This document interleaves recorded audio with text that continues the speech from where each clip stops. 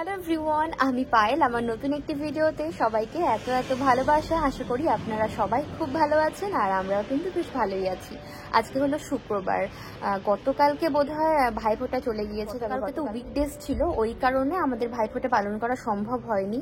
কিন্তু আগামীকালকে শনিবার ছুটির দিন রয়েছে, তাই দাদাকে নিমন্ত্রণ করে দিয়েছি যে তুই কালকে সকাল সকাল চলে আসবি, তোকে ভাইফোঁটা দেব। সেই উদ্দেশ্যে এখন যাব বাজার করতে। এখন বাজে ঘড়িতে সময় প্রায় 3টে বাজতে বাজতে চললো, এরকমই সময় একটা।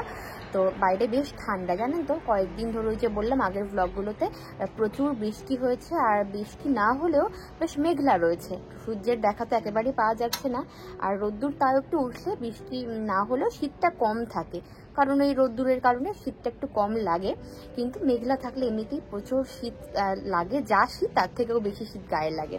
তো ওই জন্য আমি মোটামুটি শীতের পোশাক পরে নিয়েছি, ওদিকে মিহিকে ফিট করিয়ে দিয়েছি। ও মেইনলি সারাদিনে 4বার মতো ব্রেস্ট মিল্ক পান করে, আর ফর্মুলা পান করে ওই ধরুন বাকি কয়েকবার। এছাড়া মাঝে মাঝে সুইকা মাঝে মাঝে ওই ব্রেক দিয়ে দিয়ে ব্রেস্ট ফিট করাই ওকে। যাকে ওকে খাইয়ে দিয়েছি, এখন একটু ও নিজে নিজে খেলা করছে, আমি এদিকে খাওয়া দাওয়া করবো। আর আজকে যেহেতু শুক্রবার, মেইনলি শুক্রবারের দিন বেশিরভাগই আমি রান্না বান্না করি না, তার কারণ তার পরের দিন শনিবার রোববার যেহেতু কাঞ্চনের ছুটি থাকে, তাই খাবার দাবার ওই লাঞ্চ নেওয়ার কোনো ঝক্কি থাকে না, তাই রান্নাটাও স্কিপ করে দিই। মোটামুটি আজকে বোধহয় রাত্রেবেলা কাঞ্চন একটু বাইরে থেকে খাবার নিয়ে আসবে, সেটাই আজকে আমরা ডিনারে খেয়ে। আর সকালবেলা একটু ডিম রুটি খেয়েছিলাম, সেটা অনেক সকালে খেয়েছিলাম, বেশ খিদে পেয়ে গিয়েছে, তাই এখন একটু ভাত, একটু আলু সিদ্ধ, একটা ডিম ভেজে নেব, সেটা দিয়ে লাঞ্চ সেরে নিয়ে চলুন যাই ভাইফোঁটা উপলক্ষে কিছু বাজার সেরে আনি।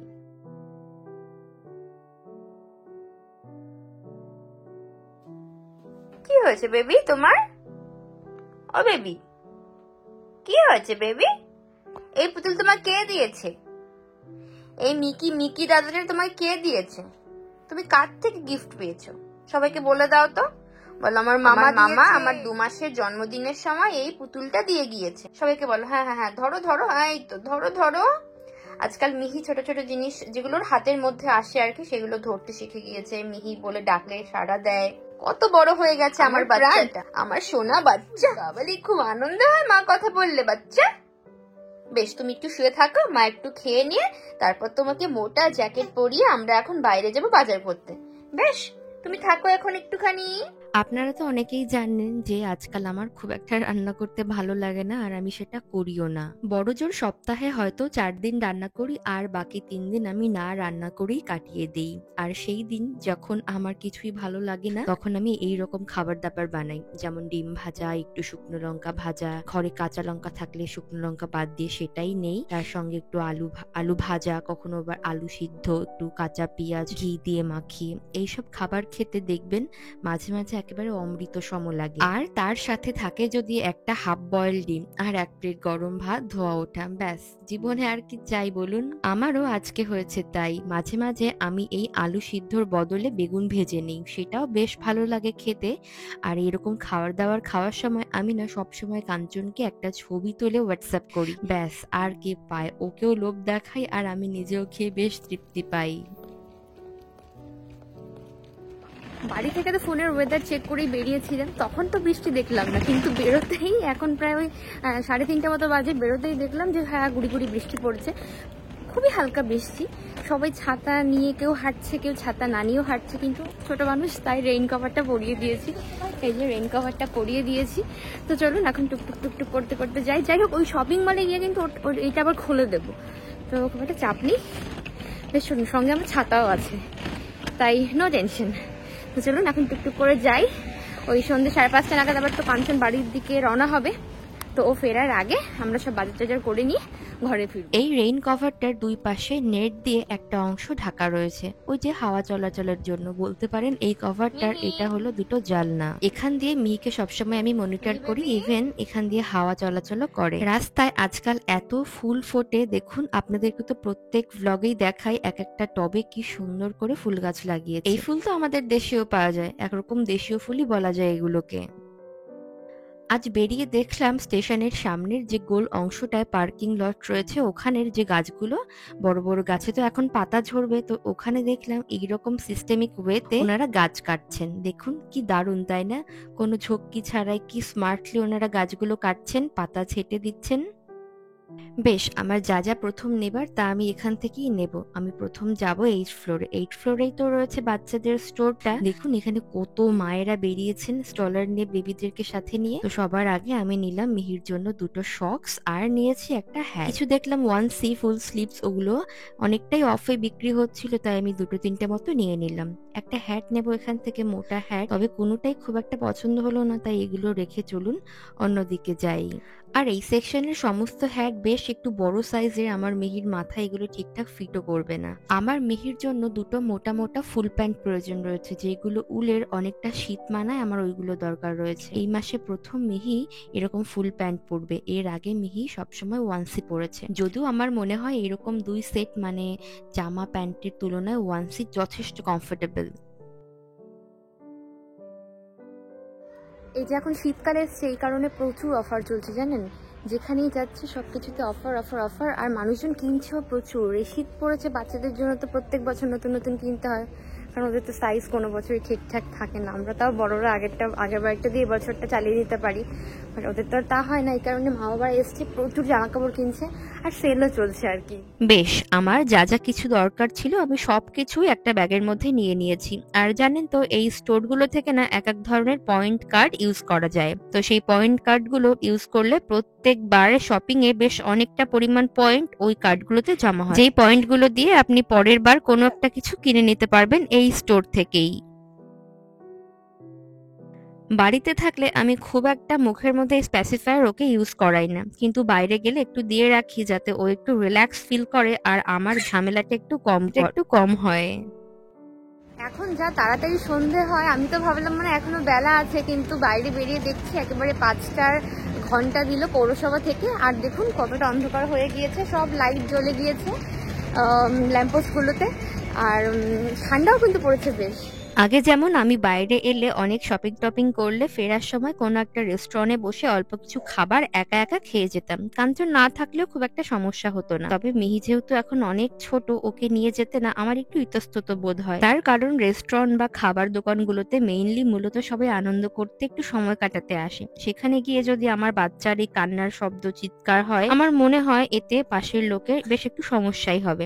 ওই কারণে খুব একটা যাওয়া হয় না। যদিও এখন মিহি একটু একটু করে বড় হচ্ছে, তাই মাঝে মাঝে ওকে সেখানেও নিয়ে যেতে হবে, অন্তত ওকে মানিয়ে নেয়ার সুযোগ দিতে হবে আমাদের। বেশ কিছু গ্রসারি শপিং আমি করেছি। ফেরার সময় ভীষণ বৃষ্টি হচ্ছিল, তাই এত সবকিছু দুটো হাত ধরে বয়ে আনতে আমার বেশ কষ্ট হয়ে গিয়েছে। এখন বাড়িতে এসে ফ্রেশ হলাম, ব্যাগ থেকে জিনিসপত্রগুলো বের করছি।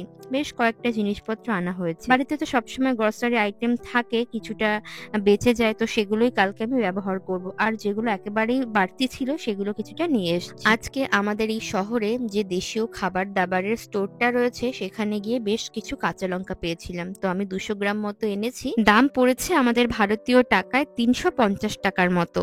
এক একটা করে সব কিছু ব্যাগ থেকে এখন নামিয়ে টেবিলের উপর রাখছি। কিছু ফ্রোজেন লঙ্কাও এনেছি, আসলে সব সময় তো আর ওরকম কাঁচা লঙ্কা পাওয়া যায় না, কিছু ফ্রোজেনও বাড়িতে রাখতে হয়। আর ফেরার সময় এত বৃষ্টি পড়ছিল, মানে এক হাতে ছাতা ধরবো নাকি এক হাতে জিনিসপত্র নাকি অন্য আর এক হাতে মিহিকে ধরবো, ওই স্ট্রলারটা ধরবো, মানে বুঝতে পারছিলাম না, হাত তো দুটো, কোনটা ছেড়ে কোনটা ধরতাম, তো ভীষণ চাপের মধ্যে বাড়ি এসেছি। এই ছোট ছোট মিষ্টিগুলো ফ্রোজেন, তবে বাড়ি ফিরতে ফিরতে এগুলো একদম নরম হয়ে গিয়েছে। ফ্রিজে আবার রাখবো, কোনো চাপ নেই। সর্ষের তেল, একটু ইস্ট, দই, দুধ, একটু চিকপি, ময়দা, ফ্রোজেন লঙ্কা, সেই সাথে ভোলা মাছ, কাঁচা লঙ্কা যেমন দেখতে পেলে, সেই সাথে একটা লাল পেঁয়াজ আমি এনেছি। যদিও এই লাল পেঁয়াজ ওই স্টোরের যে দাদা উনি আমাকে এটা দিয়ে দিয়েছেন।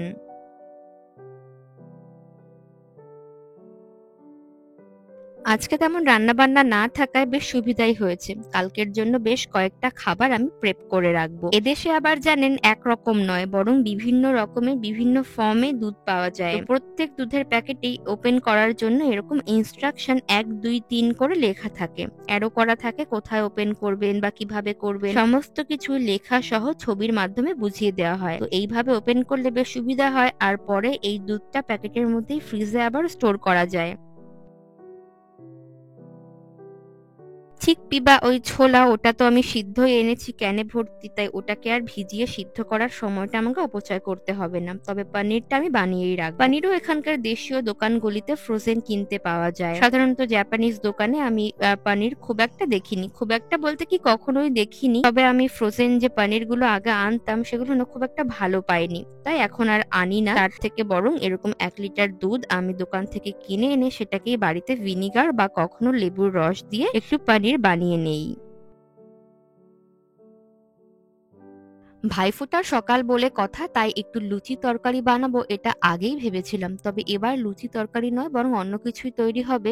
আর এদিকে দেখুন দুধটা প্রায় সুন্দর মতো ফুটে এসেছে। এইবার একটা কাপের মধ্যে কিছুটা ভিনিগারের সাথে জল মিশিয়ে আমি গ্যাসের ফ্লেমটা একটু হালকা করে কমিয়ে দিলাম। সেই সাথে ভিনিগারের মিশ্রণটা উপর থেকে ছড়িয়ে দিলেই কিছুক্ষণের মধ্যেই এরকম তুলতুলে নরম একটা ছানা তৈরি হয়ে যাবে। এটাকে বেশিক্ষণ রান্না করব না, বেশি রান্না করলে দেখা যাবে এটা অনেকটাই হার্ড হয়ে গিয়েছে। অনেকেই জল থেকে ছানা আলাদা করার জন্য সরাসরি টিনের ছাঁকনি ব্যবহার করেন, তবে আমার বাড়িতে ওটা নেই, তাই আমি এরকম ঝাঁঝরিওয়ালা প্লাস্টিকের যে চাল ধোয়ার আমার বোল রয়েছে সেটাই আমি ইউজ করছি। তার উপরে একটা সাদা রুমাল দিয়েছি। এই রুমালটা যদিও দেশ থেকে আনা, বহু বছর ধরে আমি এটা ব্যবহার করছি। যাই হোক, এই রুমালের সাহায্যে আমি ছানাগুলোকে ভালো মতো ছেঁকে নেব আর একটু ঠান্ডা জল দিয়ে ধুয়ে নেব, যাতে করে ওই ভিনিগারের কাঁচা গন্ধটা চলে যায়। জলটা ভালো করে সেকে ফেলে দিয়ে এইবার একটা ভারী কিছু এই টুপলার উপরে চাপিয়ে দিলেই সারা রাত রাখলে অথবা 2-3 ঘন্টা রাখলেও পনিরটা ভালো মতো সেট হয়ে যায়। এইবার চলুন ময়দাটা ভালো মতো মেখে নিই। ময়দার মধ্যে সবার প্রথমে আমি অল্প একটু নুন আর 1-2 চামচ মতো চিনি দিয়েছি। চিনি দিলে কি হয় বলুন তো, পরে ভাজার সময় বেশ সুন্দর একটা লালচে রং ধরে। তো এর মধ্যে বেশ কিছুটা সাদা তেল দিলাম। এবারে সবকিছু ভালো মতো ময়াম দিয়ে নিচ্ছি। এর উপরে ছড়িয়ে দিলাম কিছু কালো জিরে। কালো জিরে আমাদের লুচি কিংবা নানে বেশ খেতে পছন্দ, তাই আমরা পরিমাণের থেকে একটু বেশি সবসময় দেই। সবকিছু ভালো মতো মাখানোর পর এইবার আমি এর মধ্যে দেব বেশ খানিকটা টক দই। চেষ্টা করব এই টক দইটা দিয়েই ময়দাটাকে ভালো মতো মেখে নেয়ার। যদি প্রয়োজন পড়ে তাহলে পরের দিকে কিছুটা গরম জল অ্যাড করব। তবে ঠান্ডা জল দিলে এর ময়ামটা অত ভালো আসে না। আর পরে ভাজার সময় ফ্লাফিনেসটাও কমে যায়। তো আমি এর মধ্যে কিছুটা ইস্ট দিয়ে দিলাম। আমার উচিত ছিল এই ইস্ট প্রথমে অ্যাক্টিভেট করে তারপর দেয়া, তবে ভুলে গিয়েছিলাম বলে এটা এখনই অ্যাড করে দিলাম। এইবার এটাকে ভালো মতো আমি সুন্দর করে একদম স্মুথলি মাখার চেষ্টা করব। যত ভালো করে মাখবো পরে ততই ভাজার সময় এটা নরম তুলতুলে হবে। কি গো, কালকে কি মেনু হচ্ছে ভাইফোঁটা উপলক্ষে? কালকে কালকে ভাইফোঁটা উপলক্ষে মেনু হচ্ছে ওই দই কালো জিরে দিয়ে একটা নান হচ্ছে, মোটা মোটা ইস্ট দিয়েছি, মোটা মোটা করে একটু ফ্লাফি নান হচ্ছে, তেলেই ভাজবো মেইনলি। আর হচ্ছে তার সঙ্গে চানা পনির, আর ভাতের সঙ্গে থাকছে ইলিশ মাছ নাকি ভোলা মাছ করবো, যেটা রান্না করতে কঠিন সেটা করো। তাহলে ইলিশই করি, ইলিশ মাছ আর হচ্ছে মুরগির মাংস আর চাটনি, ব্যাস। বাহ, ভাজাভুজি ডাল এগুলো করবো না, কারণ অনেক তরকারি হয়ে গেলে না খেতে বেশি বেশি খাওয়া হয়ে যায়, আর রান্না করতেও তো অনেক সময় লাগে।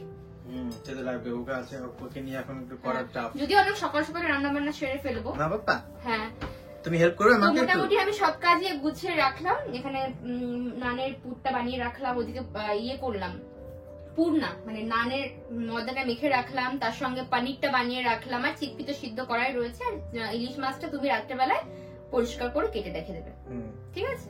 পরের দিকে আমি হাতে একটু তেল মাখিয়ে ময়দাটাকে ভালো মতো মেখে নিয়েছি। এইবার এই গামলার মধ্যে একটা ক্লিয়ার র্যাপ দিয়ে এটাকে আমি ফ্রিজের মধ্যে রেখে দেব। সকালবেলা যখন এই ময়দার মিশ্রণটাকে বের করব তখন এটা হয়তো অনেকটাই ফুলে ফেপে একদম ডাবল হয়ে যাবে।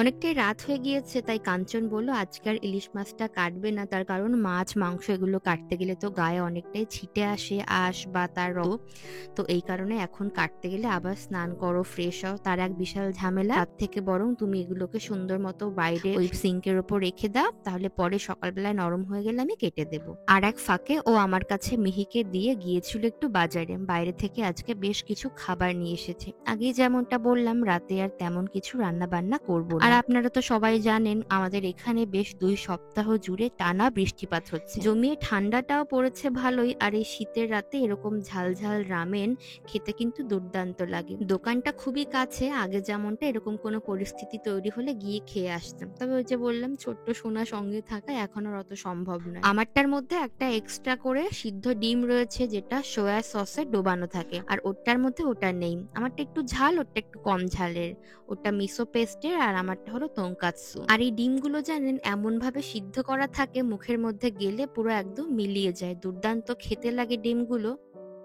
এই খাবার বেশি ঠান্ডা হয়ে গেলে খেতে অত ভালো লাগবে না। রাতের ডিনারটা শেষ করে নিয়ে আজকের ভিডিওটা আমরা এখানেই শেষ করছি। দেখা হচ্ছে সবার সাথে আবার পরবর্তী নতুন ভিডিওতে। ততক্ষণের জন্য সবাই ভালো থাকবেন, সুস্থ থাকবেন। Tata, bye bye.